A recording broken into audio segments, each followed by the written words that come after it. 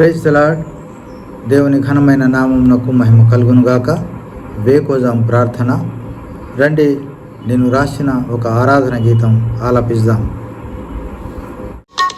నీ కృప జీవము కంటే ఎంతో ఉత్తమం, నా పెదవులు నిత్యం నిన్ను స్తుతించును.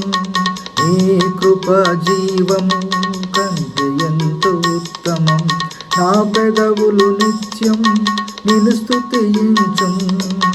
నీ నామముచే జీవితమంతయును, నీ నామముచే జీవితమంతయును.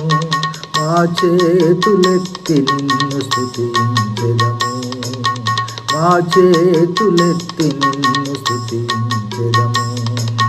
దేవా యెహోవా మహాప్రభావము గలవాడా,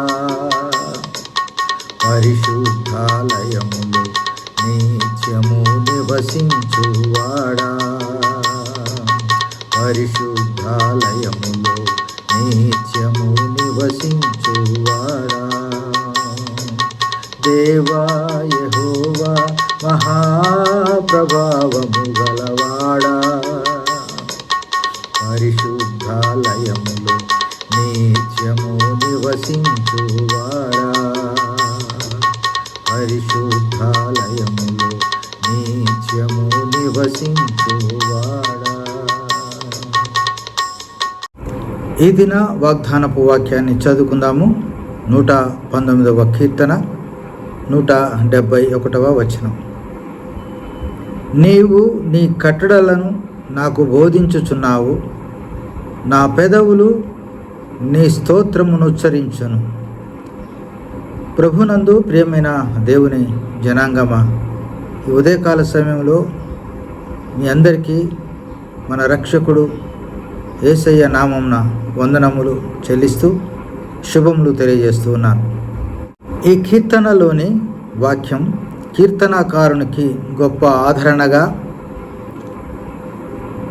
ఒక జీవన సిద్ధాంతంగా, అతని హృదయానికి ఆత్మకు ఆనందం కలిగించేదిగా, అతని అవసరాలన్నీ తీర్చేదిగా వర్ణించబడినది. కీర్తనకారుడు దేవుని వాక్యాన్ని ధ్యానించడం ద్వారా దేవునిపై గొప్ప ప్రేమను వ్యక్తం చేస్తూ నిత్యం ఆయన ఆరాధిస్తున్నట్లుగా, తన కట్టడలను బట్టి సంతోషిస్తున్నట్లుగా, నేను నిత్యము నిన్ను ఆరాధిస్తూ ఉన్నానయ్యా, నా పెదవులు నిత్యం నిన్ను స్తోత్రిస్తున్నాయి అని చెబుతూ కృతజ్ఞతాపూర్వకంగా తెలియజేసినటువంటి ఈ వాక్య భావం.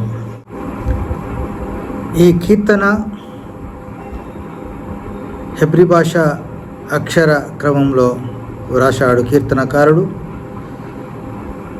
చివరి అక్షరమైన తౌ అక్షర భావానికి అర్థవంతంగా ఈ కీర్తన ముగించాడు.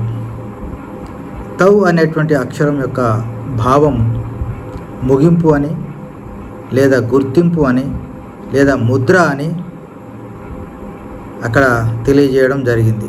కనుక కీర్తనంతా వ్రాసి సుదీర్ఘ కీర్తన ముగింపు దశలో కీర్తనకారుడు దేవుడు తన పట్ల చేసిన మేళ్లను బట్టి, రక్షణ బట్టి ఆయన దేవునికి స్తుతులు చెల్లిస్తున్నట్లుగా మనము ఆ 171వ వాక్యంలో చదివాం.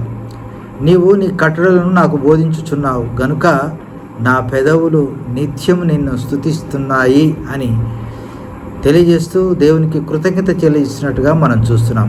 ప్రియమైనటువంటి దేవుని జనాంగమా, ఈ సమయంలో మనం కూడా వేకోజామున ఈ కీర్తన యొక్క భావాన్ని మనం అర్థం చేసుకొని నీ జీవితంలో, నా జీవితంలో దేవుడు చేసిన మేళ్ళన్నిటిని గుర్తు చేసుకుంటూ మనం కూడా కీర్తనకారుని వల్లే దేవుణ్ణి ఆరాధించబద్దులమైంచున్నాం.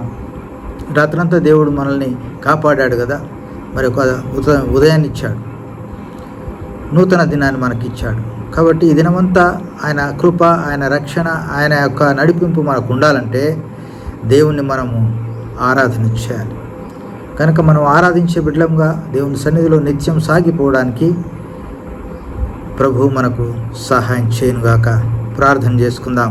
ప్రేమ కలిగిన మా ప్రియ పరలోకపు తండ్రి, నీకు వేలాది వందనాలు, స్తోత్రాలు. కీర్తనకారుని యొక్క భావము మా జీవితంలో కూడా మేము నాయన కలిగి ఇచ్చున్నాం. ప్రభా, నీవు ఇచ్చిన రక్షణ బట్టి, నీవు ఇచ్చిన నడిపింపును బట్టి, నీ కాపుదలను బట్టి ప్రభా నీకు వేలాది వందనాలు, స్తోత్రాలు మా హృదయం నిండా తండ్రి ఉంచుకొని మా పెదవుల ద్వారా నిన్ను స్తుతిస్తూ ఉంటున్నాం. నిత్యము మా పెదవులు నిన్ను స్తుతిస్తూ నిన్ను ఘనపరుస్తున్నాయి గనక ప్రభా, నీవు మాకు ఇచ్చిన ఈ శ్రేష్టమైన ఆధిక్యతను బట్టి వందనాలు, స్తోత్రాలు చెల్లిస్తూ ఈ దినమంతా ప్రభా నీ కృపలో మమ్మల్ని జ్ఞాపకం చేసుకోమని యేసయ్య అతి శ్రేష్టమైన నామమున స్తుతించి ప్రార్థించి అడిగి వేడుకొనుచున్నాం తండ్రి. ఆమేన్.